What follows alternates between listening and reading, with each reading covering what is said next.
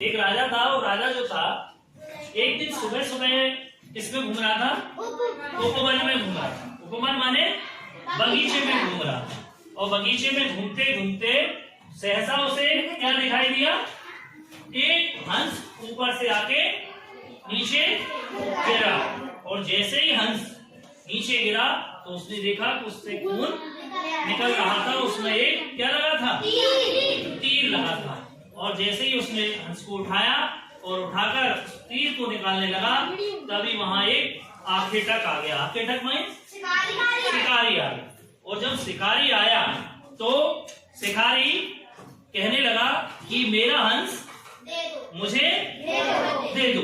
किसको दे दो? मेरा हंस मेरा है। अच्छा, आपके अनुसार हंस किसका होना चाहिए?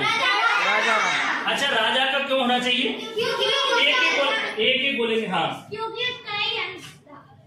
हंस उसका था। कैसे पता लगा तुम्हें हंस उसका था? क्योंकि राजी का कुछ कहना है, चारे बोलो। उसने बचाया था। किसने बचाया था उसका पलक? क्योंकि उसने उसको बचाया था इसलिए उसका ही हंस। हाँ, जिसने बचाया उसका हंस है। तो इससे क्या पता लगता है कि मारने वाले से बचाने वाला क्या होता है? बड़ा होता है। और जीत हमेशा अवस्था में। अब मैंने क्या किया? हाँ, गतिशील कर दी। इसको क्या कर दिया? गतिशील कर दी। अब गतिशील की तो मुझे क्या करना पड़ा? ताकत लगाना पड़ी। तो बल लगाना पड़ा। बल या ताकत लगाना पड़ी। तो बल लगाने से क्या होता है, कोई विराम वस्तु होती है तो वो कैसी हो जाती है? गतिशील हो जाती है। जैसे ये को अभी कैसी अवस्था में है? विराम अवस्था में है और इसको मैंने किक किया तो क्या हुआ?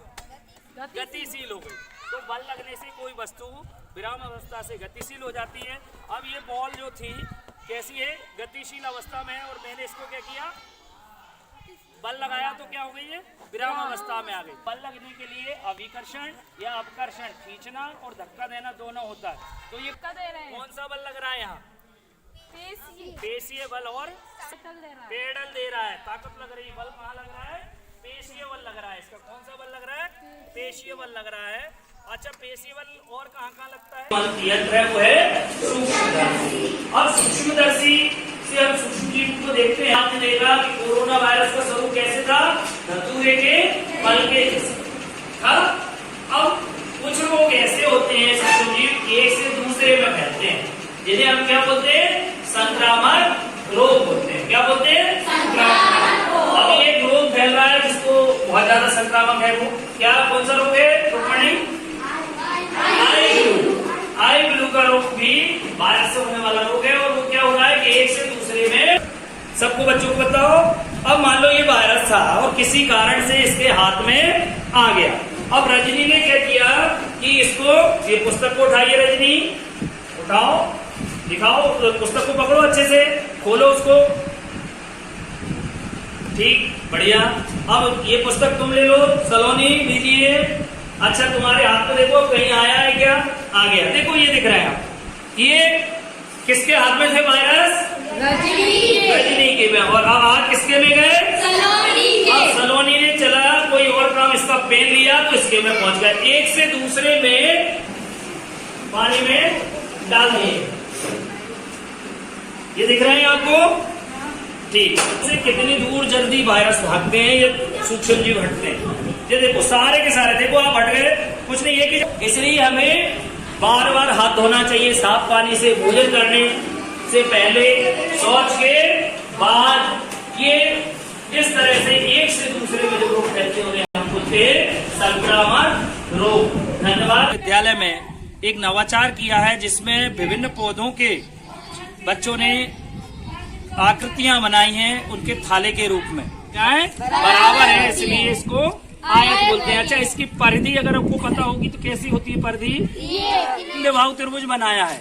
अच्छा, क्यों बनाया है समद्विबाहु? इसकी दो भुजाएं समान है। अच्छा, हम ये भुजाएं इसकी समान है और ये असमान भुजा है। जिसकी दो भुजाएं समान होती हैं तो उसे क्या बोलते हैं हम? समद्विबाहु त्रिभुज बोलते हैं। अच्छा, कैसे पता करेंगे आप?